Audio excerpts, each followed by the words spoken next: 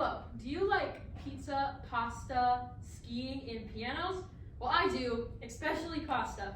Do you know that all of these things were invented in Italy? Italy has shaped America to what it is today, and many great things have been brought over from Italy as well.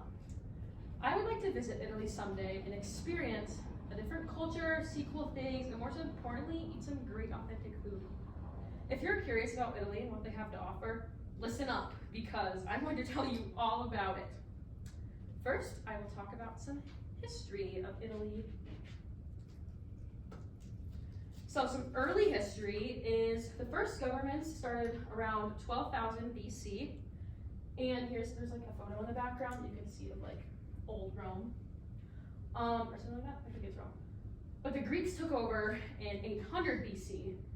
And then Rome, the Italians took it back over, and then Rome got started in 27 BC, which was ruled by Emperor Octavian. And in 395, Italy had a civil war, but the part that was based in northern Italy, so the mountainous region, was victorious. Some more current history is during 1815, there was a big uprising that caused most of the foreigners to leave. And in 1861, it was officially named the Kingdom of Italy. And in World War II, Italy took the side of the US and Great Britain. I mean, World War I, but in World War II, they took the side of Germany and Japan. And when they lost the war, their ruler at the time, Benito Mussolini, was captured and killed. Next, I will be talking about Italy's climate and geography.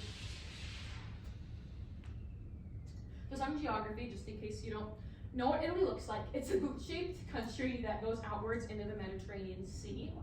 Italy borders France, Switzerland, Austria, and Slovenia. It also borders the Mediterranean, Tyrrhenian, and Adriatic Seas. I'm gonna butcher these names.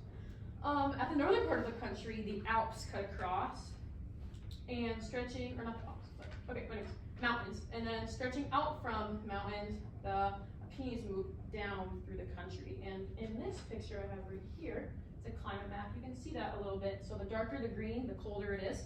So you can see how the mountains kind of stretch down towards the middle.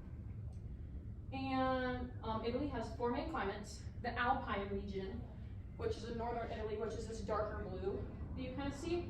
And then the Mediterranean, which is this like orange and mostly red. You can see on the islands here. The peninsular coasts and mountains, so the coasts right here along the mountains. That has colder temperatures in the winter. Mediterranean is mild temperatures, moist winters. And the Po Valley in the Alps, which is right here.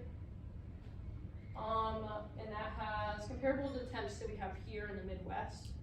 So, and maybe not Minnesota, but like Iowa. Next, I will be talking about the culture and the flag. Okay, family is very important to the Italians. Kids often stay with their parents until they're in their mid-30s. So while they're in college, they're staying with their parents because it's a smaller country than the United States. They have lots of their colleges nearby where tons of people live.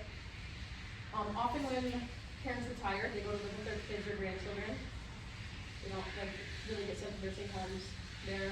They stay with their family. And flag. I like the American flag. You cannot disrespect or do bad things to the Italian flag. That's against the law.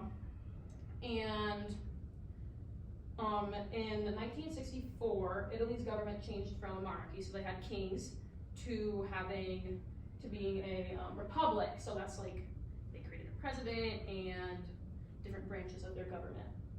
And because of that, it was changed back to the tricolor flag, because it used to be the tricolor flag, but then they switched it while they were a monarchy, and then they switched back over.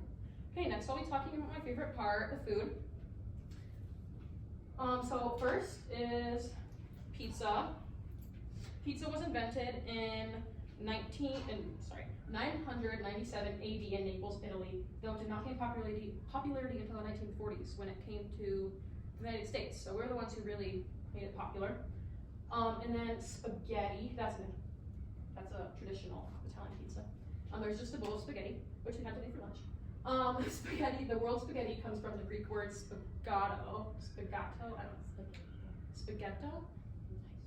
But the spaghetti noodles actually came from Asia, but the Italians made them thinner and put the sauce on top of it because they use a lot of tomatoes over there. Next up are the animals. There are 4,777 animals that are native to Italy, but I picked the 2 most popular. So we have the Mars-Ken brown bear. It looks like this. It used to rule over the mountains of Italy, and it was like the top dog, or the top bear. But now it's going extinct because of overhunting. And they average on 478 pounds. They like to eat roots, fungus, fruits, berries, and fish. So what you would expect from a bear. Next is the Pygarenian chamoyas. That's my best. So it's like a goat and an antelope. It looks like this. They live in the mountains of Italy. They love to climb, and they travel in packs. They're very active. They weigh on average from 55 to 90 pounds, depending on if it's a male or a female. This is a male right here. This is the horns. Their diets consist of grasses, shrubs, and trees, and herbs and stuff like that. Lastly is how Italy has influenced the rest of the world / the US. So according to National Geographic, Italian art, architecture, and culture have influenced everywhere around the world. Painters such as Michelangelo and Leonardo da Vinci have created paintings that many people recognize today, like the Creation of Adam. It's in the Sistine Chapel. That's a pretty popular one that people know about. And then architecture, such as columns and domes, have been used in important political buildings around the U.S., like the Lincoln Memorial, and our Capitol building has a dome here at the top. And then the Italian culture has also brought other things like pizza, pianos, and skiing that were all invented in Italy. I'm pretty glad that Italian culture was brought over to the United States, because then the U.S. would be very different, and maybe we wouldn't have existed because you have Italian roots. So in conclusion, I think that Italy is a wonderful place filled with wonderful culture and has many wonderful things to see and do. Italy has such an old history, and it shows in their culture and flag's history. They also have a wide variety of landscapes and temperatures. I hope that someday I get to go there and see the cute animals, eat some great authentic food, and see some classic art and architecture. I also hope that this speech has made you want to visit Italy too. I encourage you to do some more research of your own on any country that you want to visit, because there are endless things to learn about every place in our very wide world. Thank you for listening.